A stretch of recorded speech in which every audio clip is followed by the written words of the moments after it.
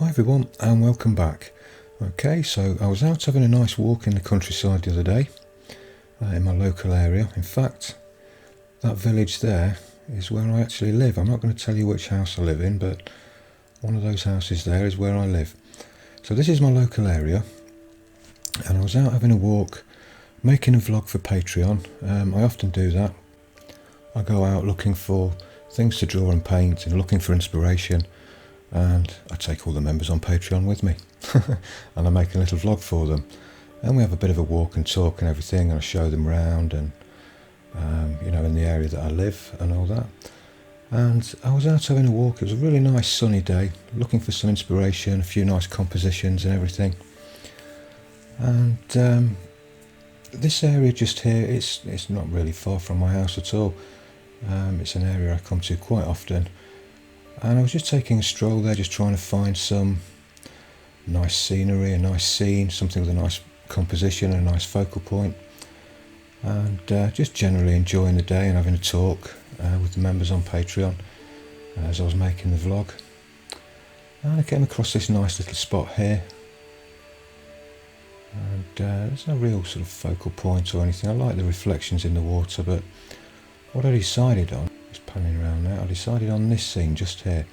I really like the way the fence line acts as a leading line up to the overhanging branch there and the dark shadows on the grass. I thought that looked really nice. I know it's a very simple and plain composition, but there's a lot of foliage to draw in this one, and foliage has been a bit of a hot topic on Patreon just recently, so I decided to do that one. I've done several thumbnail sketches of some of the scenes that I saw, and like I say, I decided on this fairly simple composition but with lots of foliage in it, because there's been a lot of questions about foliage just lately on Patreon. Some people are really struggling with it, so I thought I'd do this very simple composition and talk everybody through the various stages of creating foliage.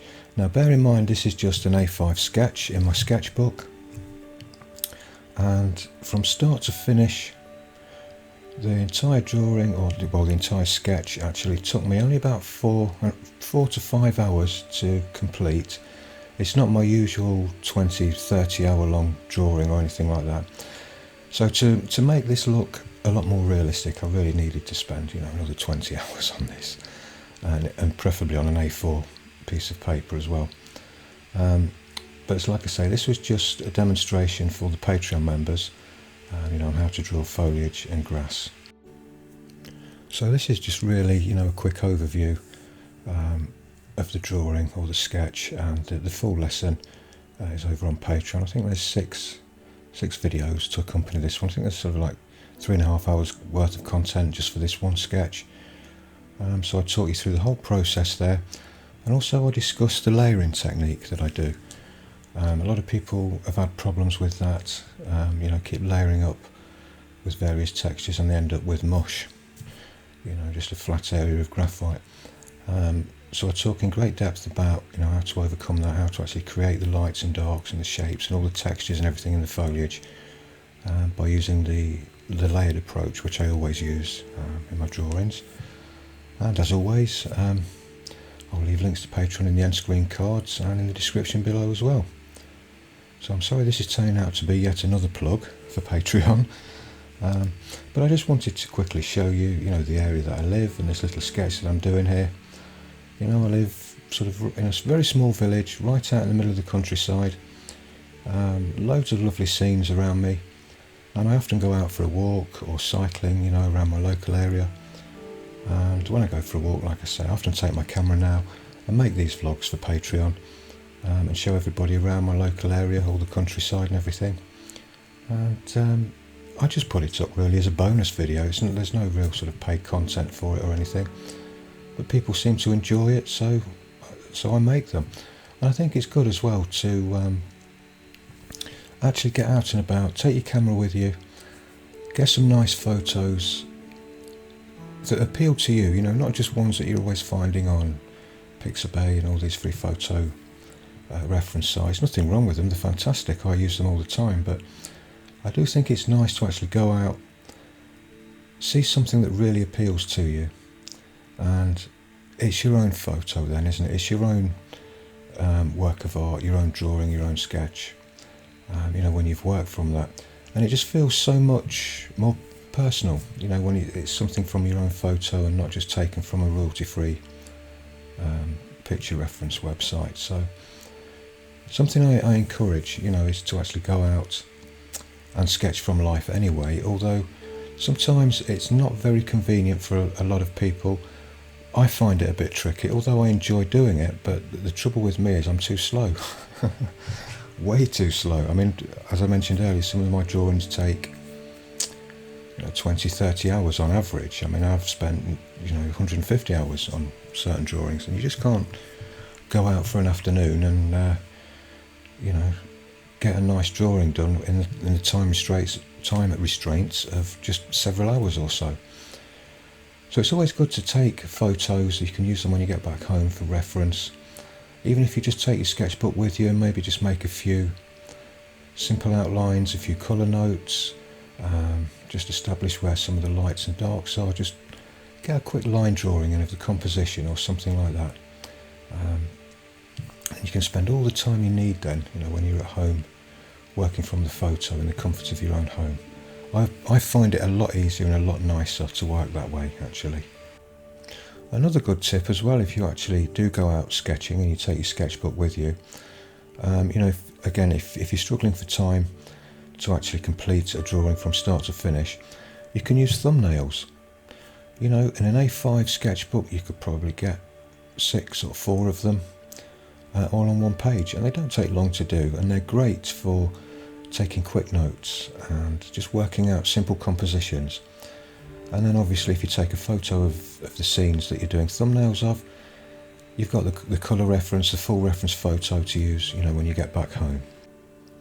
And what I like to do as well, if I'm working in graphite or ink or something, is actually put the reference photo through the photo editor and make it black and white. You'll find it a lot easier to gauge the tones that way if you're copying from a reference photo. Now I know there's a lot of debate actually about actually working from reference photos. Some people don't think it's right, some people think you should only use your imagination. Honestly, I mean, I use both. I prefer working from a reference photo, but then there's times when I really enjoy just working from my imagination. I honestly don't think there's a right or wrong to that.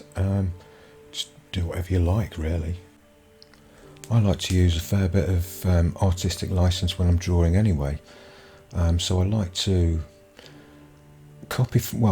sometimes just use a reference photo just as a guide and add my own ideas into that and make backgrounds look further away and bring foregrounds more into focal points, and just generally play around with the perspectives and the tones and all of that kind of stuff. So I guess even when you are using a reference photo and you're using your artistic license, you are using your imagination as well. So you can combine, working from imagination and working from a reference photo together. There's no problem with that at all. But yeah, I mean, whatever you believe, that's your beliefs and everything. I honestly don't, like I said, I honestly don't think there's a right or wrong to working from your reference photo or imagination or anything. It really doesn't matter. Nothing's cast in stone with art. Just enjoy yourself, be free, enjoy yourself and create. That's the important thing. If you're creating a drawing from a reference photo or you're creating a drawing from your own imagination, it doesn't matter. You're creating something, and to me, that's the important thing. That's what counts. And whatever you do, just have fun and enjoy yourself. That's what it's about, isn't it? That's why we draw and paint, to have fun and enjoy yourself. And if you're having fun and enjoying what you're doing, you're more likely to do it a lot better, than working within the restraints of other people's dogma and rules and all that kind of thing. So for me personally, I don't take a blind bit of notice of any rules in art or any of the toxic comments that I get on YouTube. I just completely ignore them when people write in and say, oh, working from a reference photo, real artists don't do that, you can't do that. I do whatever I want basically, and I enjoy doing it, I'm really happy doing that. I think it's, I don't know about you, but I find it very difficult to work if I'm stressed. If there's something going on in my life that's causing a bit of stress, I find it a bit difficult to actually draw or create. I like to be really relaxed, really chilled out, and just get into the zone when I'm drawing. I find that that's when I do my best work. So if you've always got those voices nagging away in your head, from rules that people make up and try and enforce on you, like you can't use erasers, you can't use blenders, you can't use rulers, you can't work from reference photographs. Well, what can you do? Be miserable? Who are these people? Who are, they leave comments all over YouTube channels. I've read them on other people's channels as well. And you go and click on them to see who they are, and they have no videos, no subscribers. They're just almost like troll accounts. So just ignore them, completely ignore them, and just have fun doing what you're doing. Okay, so that's rant over. And it's just about drawing over as well. I'm just in the end stages now, just putting the grass in. Really simplified this. This is where I use artistic license, areas like this, to really simplify it and just get a quick impression, of what's going on in the photo there.